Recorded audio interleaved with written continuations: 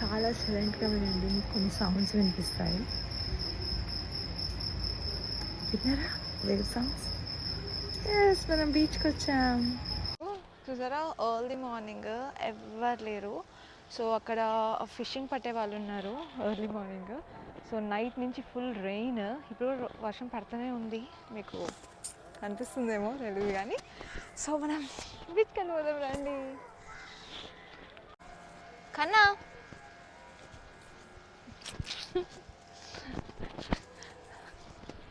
చూసారా, పోలీసు తిరుగుతున్నారు. వాళ్ళకేదో మాక్ డ్రిల్ జరుగుతుందంట. ఏం జరుగుతుంది? Mock drill, police mock drill. Coastal నుంచి టెర్రరిస్ట్ లాగా వాళ్ళు వస్తారు. సో పోలీస్, స్టేట్ పోలీస్ వాళ్ళని క్యాచ్ చేయాలి. ఎన్ని డేస్? 3 days జరుగుతుంది. ఓకే, అంటే 3 days లోపల క్యాచ్ చేయాలి. ఫస్ట్ డేనే క్యాచ్ చేస్తే ఇంకా 2 days జరుగుతుంది. I don't know exactly what's happening. So tourist police. As of now, that's what's happening in where? In Kodur beach అది జరుగుతుంది. ఆ పోలీస్ మాక్ డ్రిల్ జరుగుతుందంట. సో అది 3 days జరుగుతుంది. టెర్రరిస్ట్ లాగా కొంతమంది బోట్లో నుంచి దిగుతారు, అంటే పోలీసులే. It's mock drill. సో ఆ పోలీసులు కనిపెట్టడానికి చూస్తుంటారు అనమాట. సో వాళ్ళకి మాక్ డ్రిల్ జరుగుతుంది 3 days. సో నైట్ అయితే అలో లేదు బీచెస్లోకి, ఎందుకంటే చీరాల బీచ్లో ఒక 10 మెంబర్స్ చనిపోయారంట కదా రీసెంట్గా. సో ఇదంతా చేపలు ఫ్రై చేసి అమ్ముతారనమాట, అన్ని చిన్న చిన్న షాప్స్. సో ఎర్లీ మార్నింగ్ కూడా చూసారా ఎంతమంది ఉన్నారు. ఈరోజు యాక్చువల్లీ సన్ రైజ్ 5:45కి ఉంది, కానీ రెయిన్ వల్ల ఇంకా సన్ కాదు కదా, ఏది రాలేదు. మన బీచెస్లో చెత్త మాత్రం కామన్, ఎక్కడ చూసినా చెత్త ఉంటుంది. ఎంత క్లీన్ చేసినా కొంతమంది కామన్ సెన్స్ ఉండదు. అన్ని పేపర్స్ అన్నీ ఎక్కడ పెడితే అక్కడ వేస్ట్, ప్లాస్టిక్ అంతా బీచెస్ మీద దగ్గర వేసేసి చేపలన్నీ చనిపోతాయి. ఆ వేవ్స్కి వాటర్లోకి వెళ్ళిపోయి ప్లాస్టిక్ అంతా చేపలు తినేసి. ఎంత చెప్పినా వినరు ఇంకా కొంతమంది, తప్పదు.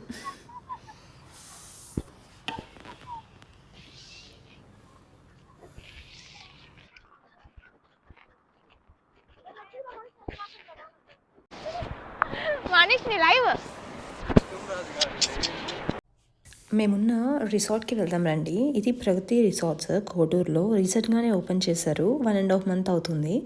సో వర్కింగ్గా అవుతా ఉంది, కానీ రిసార్ట్స్ మాత్రం చాలా స్పేషియస్గా బాగుంది. సో ఇక్కడ డీలక్స్ నార్మల్ రూమ్స్ ఉన్నాయి, అండ్ ఫ్యామిలీకి కూడా రూమ్స్ ఉన్నాయి, AC non AC. So beach view, అంటే బీచ్ మనకి కరెక్ట్గా ఎదురుగా కనిపిస్తుంటుంది రిసార్ట్ నుంచి. సో రిసార్ట్ నుంచి స్ట్రైట్ రూట్ కూడా పెట్టారు బీచ్లోకి వెళ్ళడానికి.